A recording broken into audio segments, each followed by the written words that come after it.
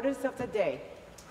Ballot item number 16, private member's notice of motion number 68. Mr. Pettapiece. The member from Perth-Wellington. Thank you, Madam Speaker.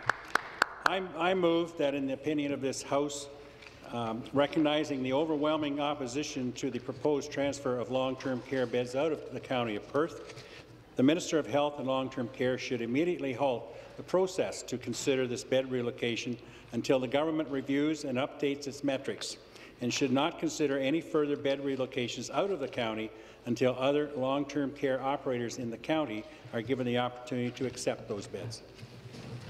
Mr. Pettapiece has moved private member's notice motion number 68. Pursuant to Standing Order 98, the member has 12 minutes for his presentation. Thank you, Speaker. Speaker, for dozens of my constituents, Hillside Manor, a 90-bed long-term care home in the township of Perth East, is home. It's where their families come to visit. It's where they will spend the final years of their lives. For others, Hillside Manor is where they work hard every day for the residents. Even in trying circumstances, they do it because they care. Over the last 7 months, however, Hillside became a symbol. Some saw it as a symbol of decline, the declining state of long-term care in rural Ontario, and the beds we stood to lose. That's because in April, it was announced that Hillside would close. The beds would be moved to London. Many believed it was a foregone conclusion. Today, however, Hillside is a different sort of symbol. It's a symbol of the power of community, people who came together and said, no, we won't accept it. By the hundreds, they made themselves heard. Just a week before today's debate, in a hastily written statement from the Office of the Minister of Health and Long-Term Care, we got the good news. Hillside and its 90 beds would stay in the community. It is good news, and we thank the Minister for his decision. But the outcome came in spite of the process, not because of it. There are 4 areas that need attention: how the process undervalues communities and lacks public confidence, how the process is unfair to rural and small-town Ontario, and how long-term care has been neglected, and some solutions to strengthen long-term care instead of transferring the beds we already have. I want to acknowledge some of those who worked so hard to save the Hillside beds, starting with our elected municipal officials and staff who spoke up united. The County of Perth, whose work directly inspired the wording of my resolution, the Township of Perth East, the Municipality of West Perth, the Municipality of North Perth, the Township of Perth South, the Town of St. Mary's, and the City of Stratford. I thank the staff at Hillside Manor, residents and their families for speaking up. I thank those who wrote letters, signed petitions, attended and spoke at public meetings. I thank the long-term care operators across our riding, including Rivera, for working with us. And I thank our local media for shining a spotlight on this issue. Together, our collective efforts made all the difference. It's so unfortunate that throughout the process, many of my constituents felt the community and their interests were being undervalued. People like Robert Good, who wrote, "In 2016, my wife was hospitalized for 3 weeks in Victoria Hospital, London. Before she passed away, again and again, we made the daily trip to London to visit her. I can't imagine not being able to see her every day. How can you think of uprooting seniors from their communities where family can support them on a daily basis?" Elaine Young wrote, "Moving 50 long-term care beds out of this area to any other area is both foolish and irresponsible. Such a decision would be irreparable and have negative, long-lasting effects." And they are right. Although the government came around to our view, they stumbled along the way. They showed throughout the process they didn't understand our community. And here are a few examples. In April, when the bad news broke, the government informed neither the municipalities nor my office. To advertise the first public meeting, the government ran one small ad in one paper stating incorrect information for a meeting in a room designed for about a dozen people. This led to many to believe the consultation process wasn't serious and wouldn't change the decision. But the community came out to the public meetings in force. They showed we would never be underestimated. Many wondered how the government could ask for feedback without providing any clear understanding of its process or planning. Many came with relevant, thoughtful questions about the process, about the beds themselves, and the future of long-term care in Perth County. But they received no good answers. At the second public meeting, the government tried to bar local media from recording the proceedings.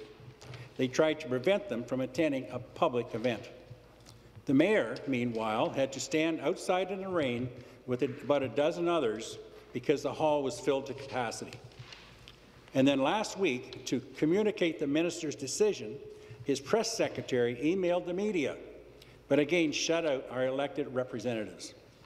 So the next time this government decides to consult, I hope to be better prepared. I hope they will respect the communities affected and communicate with them.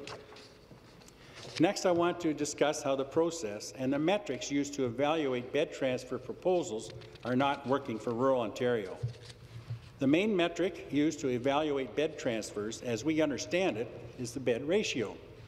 That is, the number of beds per 1,000 people at least 75 years of age. The Stratford area, we're told, has more beds according to this ratio than other parts of the Southwest Lynn. But that doesn't tell the whole story. In this case, the bed ratios were based on the 2011 census, and they were badly out of date. Bed ratios do not account for demographic shifts. Increasingly, retirees are moving from high-cost urban areas to communities like ours. Bed ratios do not account for the growing population under age 75, people who also need long-term care because of chronic illness, disability, and so on. Bed ratios do not account for added costs to smaller local hospitals and municipal ambulance services, which would have to transport patients over greater distances.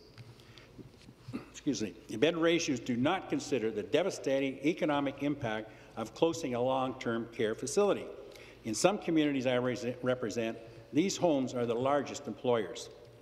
And lastly, bed ratios do not account for long travel distances, sometimes in dangerous winter conditions that families would be forced to drive just to visit their loved ones. Over and over, my constituents made this point. Retired nurse Diane Smale wrote, "Why would anyone even suggest moving these local beds away from the rural community and small towns and destroy what families feel fortunate to have?" Gail Beattie recognized an inherent contradiction. She wrote, "If the ministry's main goal is patient-centered care and care close to home, please explain how this model of transferring long-term care beds in a smaller rural area to a large urban centre fulfills those promises." My very first motion, which passed with all-party support, called on the government to reevaluate policies negatively affecting rural Ontario.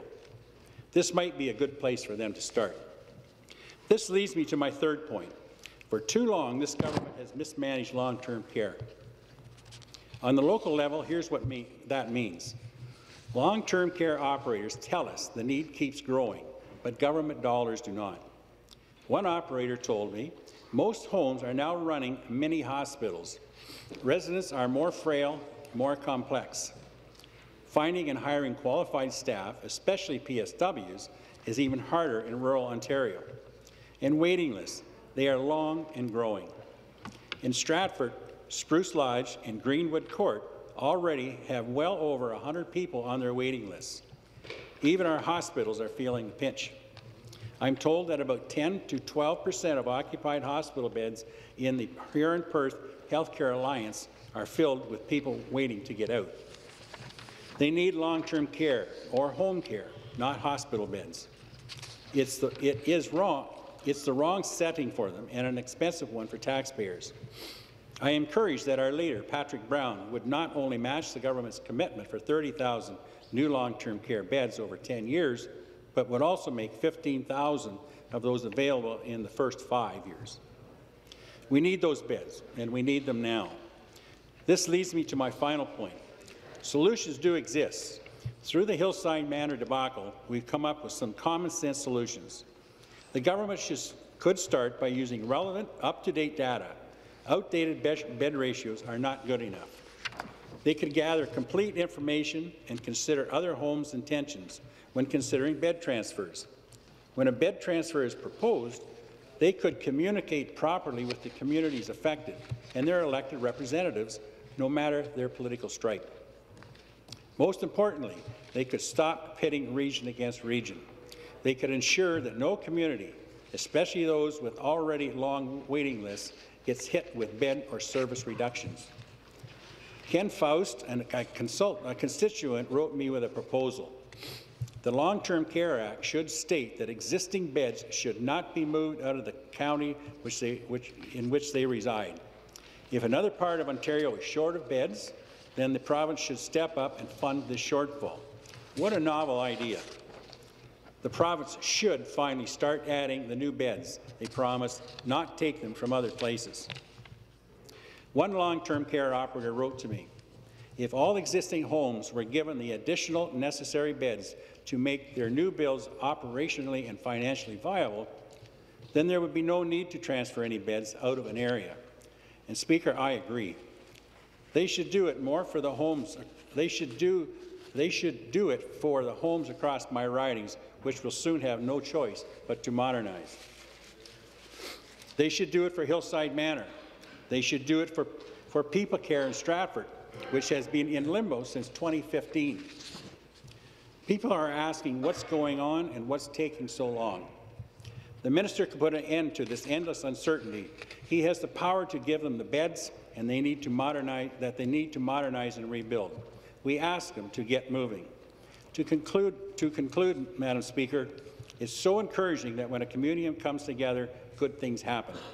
Our experience tells us that the voice of a community, even a small one, can be heard at Queen's Park. But the story doesn't end here. Unless we start planning for better long-term care everywhere in Ontario, unless we improve the process, learning from the mistakes of the past, and unless we finally get serious about investing in new beds and the sector that supports them, long-term care will deteriorate. Many more beds will be at risk, and many more people won't get the care they deserve. I ask all members for their support, and I look forward to their comments. Thank you, Speaker.